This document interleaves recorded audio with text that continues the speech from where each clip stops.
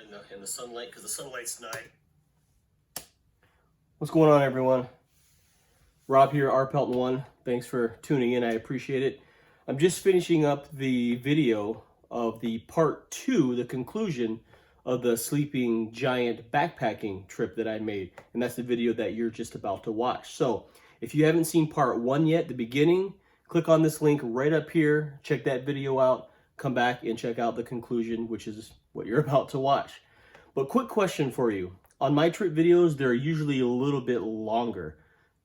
40 minutes, 50 minutes, maybe an hour. So I'm curious, would you rather see 2 or 3 shorter videos for a trip, like 20-minute videos, or are you okay with an hour-long video, 40-minute, 50-minute long video? Let me know down in the comment section. I'd be very curious. But appreciate you stopping by. Enjoy the conclusion of the Sleeping Giant backpacking trip.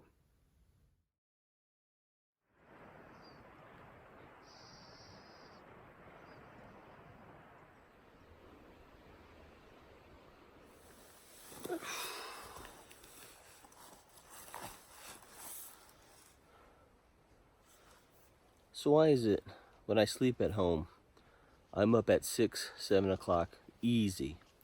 But when I'm camping in the hammock, I can sleep till 9, 10 o'clock without even blinking an eye.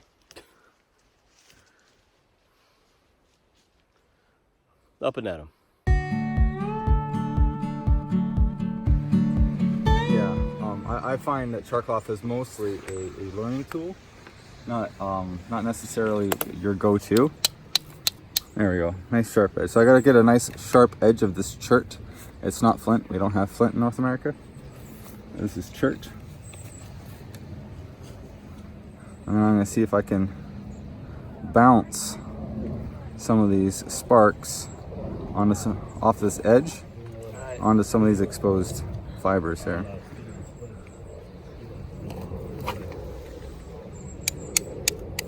There, just like that.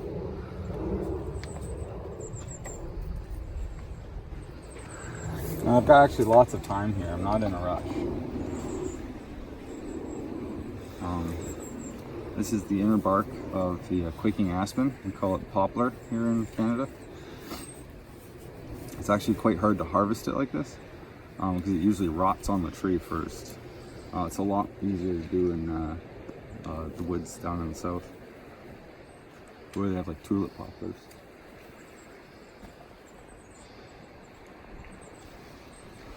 So I'm just allowing this to heat up. People refer to it as a bird's nest.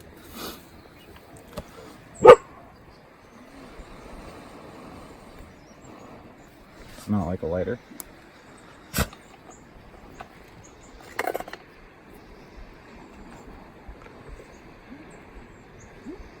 I'm just going to build up that heat. Allow it to dry out this bark that we peeled off yesterday. There we are. It's been living in the backpack for a while, so it's kind of damp since yesterday. We just turn it over to help it burn.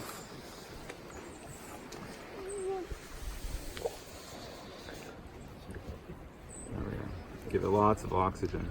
Now, speaking of oxygen, we want to now get our twig bundle and just get a nice little messy layover. You don't want to just drop it right on top, it'll smother it out and we'll have no oxygen. So yesterday we hiked a total of 12 Ks. That includes going to the bird sanctuary all the way up to camp. So it was a shorter mileage day. It was a little slow going. There was a couple of aggressive uphills, but not too bad. Today we're looking at about 9 Ks total. Right now we're going to leave all our gear at camp and hike a spur trail up to the head of the giant. And the lookout up there is supposed to be pretty nice. And then back on down, it's just a kilometer up, kilometer down. Get our gear on and hike to the next camp and hopefully get there a little early so we can relax a little bit more in the sunlight, because the sunlight's nice, warming up the skin, drying things out. It's pretty nice. But we've been we've been just taking our time. It's already 10 after 11. So this is probably the laziest morning I've had in camp, probably ever, that I can think of. I don't mind it. I really don't. Lovely, lovely morning. Got down to 44 degrees last night. The sun is popped out and it's severe clear out right now.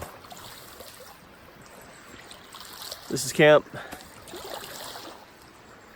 Breakfast, hot beverage, pack, go.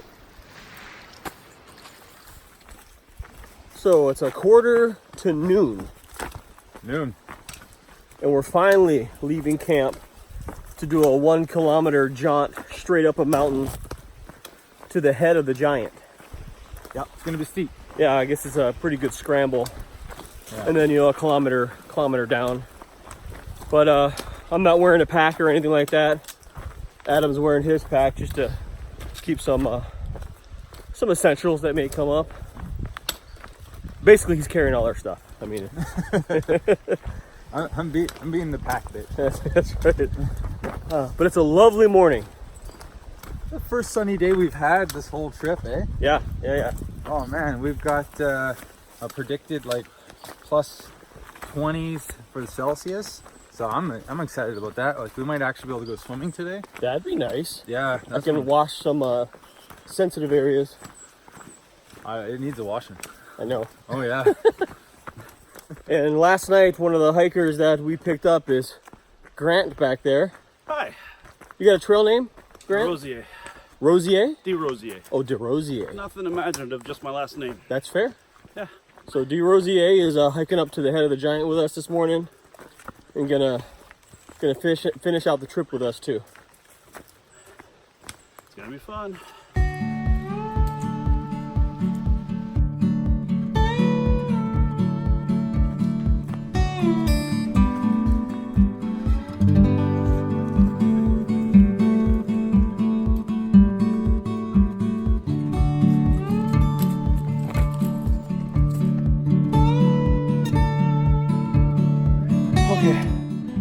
Now I'm feeling it a little bit in the calves, Achilles tendons, quads, lungs. We're going up there. Yay. So now that we're here most of the way up the mountain, this is probably one of the last spots we can look this way, unless we're on the chest lookout. So this is Sawyer Bay that we're staying in. We're staying down there at the apex of the curve. But you should be able to see the old sailboat dock where we're gonna go to later, where me and Jeremy like the skinny dip last year when he came out with us. And if you look across, you can see the other side of the peninsula, the other side of Lake Superior. That's Black Bay. And straight ahead, it looks like another bay of Lake Superior. It's difficult to see here, but that's Lake Mary Louise. That's a very large inland lake on this peninsula. And it's a fantastic lake for like small time fishing and stuff like that. It's really, really good. There's a lot of sailboats that come in here for shelter, and there's some obviously some sailboat docks and buoys that they can anchor in. A lot of American tour boats come stop here on the way to Isle Royale for some reason. It seems out of the way to me, but they know these things better than I. There are 4 main parts to the sleeping giant. There's the foot section, the knees, which we did on day 1, the head, which is what we're doing now, and the chest. Now there's spur trails going up to all of them except the feet. And each one of them has its own overlooks. Some of them are better than others. I think the knees on day 1 was probably the best, but we'll see what the head has to offer.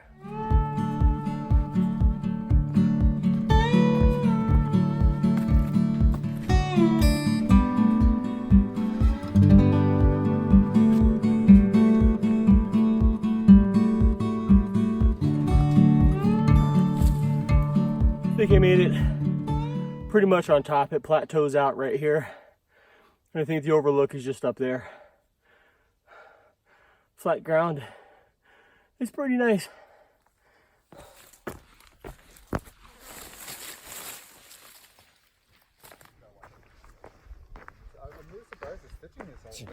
So this is the chest of the giant. Behind here is the feet. And if you look along the ridgeline to the first cliff edge, that is the chest lookout, which allows you a view of Black Bay and Thunder Mountain and along the Sibley Peninsula. It overlooks so much of the land. It's really cool. You can see all the way over to Nipigon and Red Rock. It's really cool. So just another example of tough climbs, uphill trails, usually reward you with views like this. You can't see this if you're down low on the ground. Just make the climb.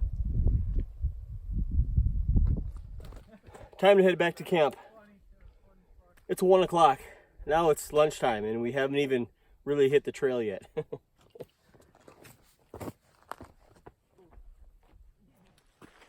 Now we're officially on the trail and it's 2:13 p.m. Didn't leave camp until after 2 o'clock. Got a 9-kilometer hike to our next site. And I believe there's a dock where a lot of people go swimming off of. We'll see how warm it is. If it's warm enough, I'll go for a dip. Chances are probably not. So I already did 2Ks this morning. Going up to the head, 1 kilometer, down a kilometer, another 9. So 11 kilometers for the day today. And then tonight's our last night.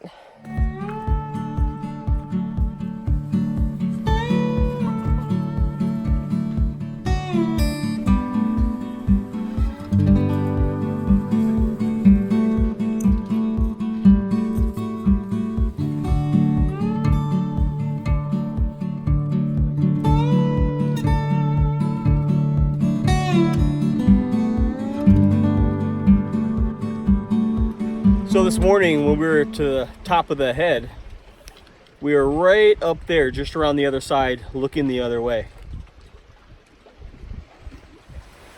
Making some pretty good time today.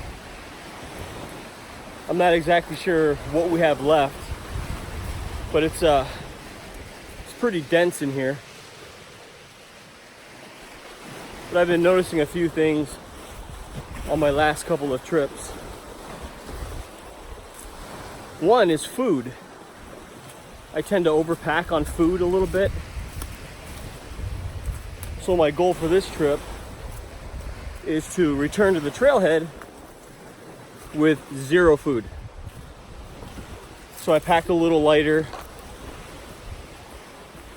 And so far I'm doing pretty good. And also 2 things that I'm finding that I don't use. One are my trekking poles. I've been trying to use them and I just find myself throwing them on my pack because on this trip especially, I don't feel I've needed them at all. So debating on just leaving those home from here on out. And the second thing that I find that I'm just not using are sunglasses. I see the weather report that's going to be sunny and I think, oh, I better bring some sunglasses. But then I find myself in the dark woods. Don't need sunglasses in here. And then to boot, my sunglasses, I stepped on them earlier this trip. Snapped them, popped out a lens. So now I need new sunglasses. That's just kind of what I've been noticing.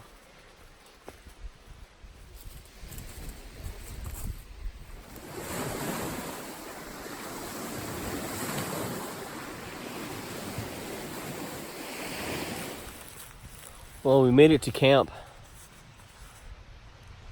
It's now 5:45. Probably got here about 20 minutes ago, maybe a half hour ago.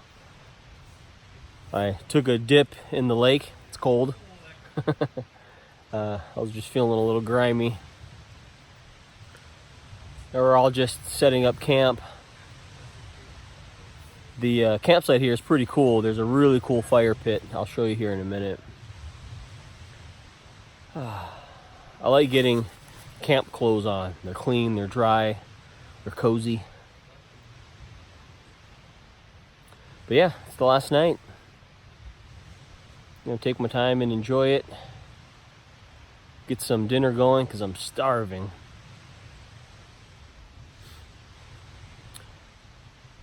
Another good day on the Giant.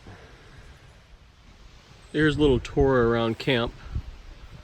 Got my hammock set up back there. Grant is just up the hill.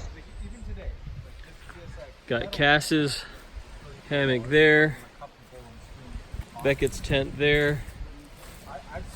Xena in the background, and down to the fireplace here. You know, a lot of this stuff is driftwood and is washed up, and you can see how someone fashioned benches in a wind block. That's pretty cool. We head down the trail just a bit. Got Jeremy set up with the best view. And then on down the trail just a little bit more. You have Toots and Brianne set up right there.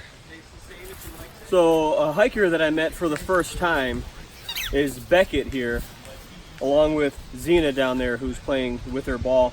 His trail name is Han. Xena's trail name is Chewbacca, or Chewy for short.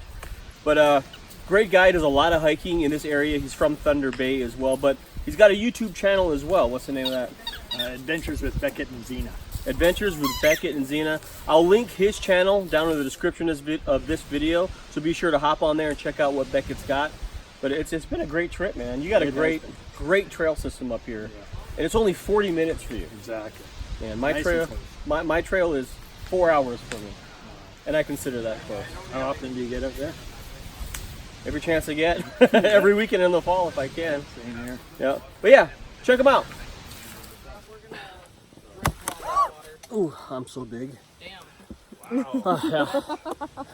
So the other hiker to join us last night is Brianne there. That was her setup that I showed you back there, but it's a pretty cool spot. Hi, friends. It's gonna be a good night.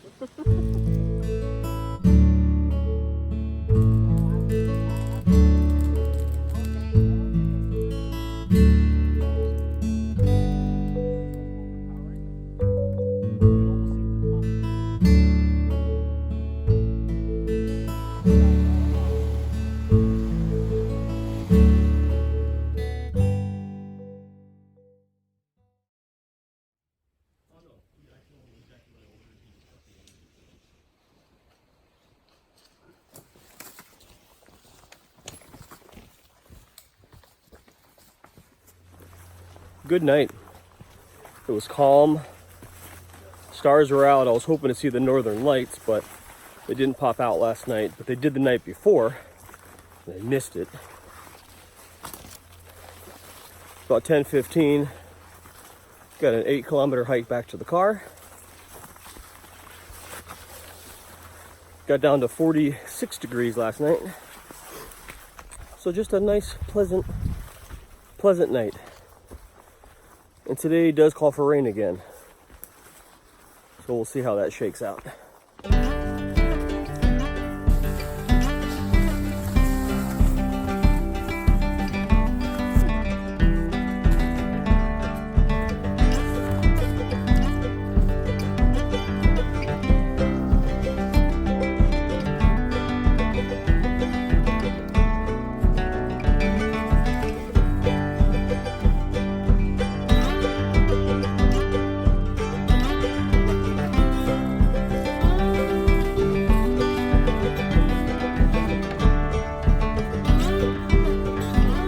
So, fun fact, the trail that we're on is more of the backcountry, lesser used trails of the Sleeping Giant. and it's not maintained really by the park staff or anything like that. So, fun fact, Toots here and Beckett back there, they come out here with saws and axes and stuff and maintain the trail as best they can. Those two guys keeping it alive for the rest of us. Much appreciated, gentlemen. I gotta give a shout out to Grant, Dee, and Kari, because they come out here a lot in the wintertime with us with toboggans, with the big saws, to maintain this trail, keep it open for everybody to enjoy. Thanks, friends.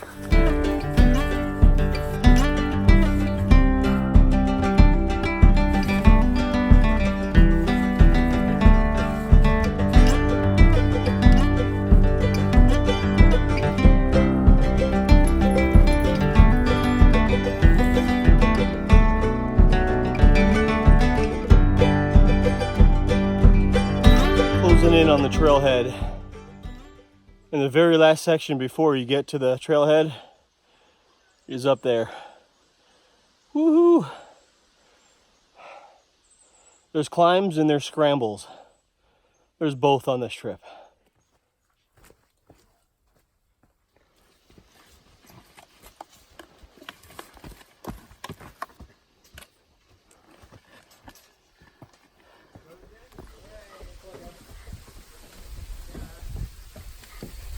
Yeah! Woohoo!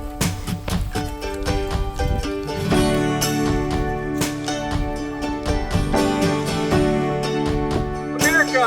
Pew pew!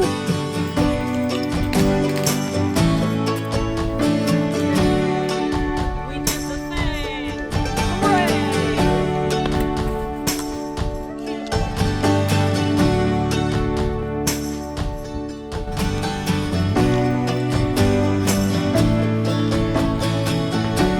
Yeah! Yes! That's the full Kabeyun Trail on the Sleeping Giant, the Sibley Peninsula up here in Thunder Bay. A fantastic trip. Appreciate you coming along. Appreciate the group for putting up with all my bull crap. But remember, get outside and enjoy this big, beautiful world. See you on the next one. High five! Woohoo! High five! I like it.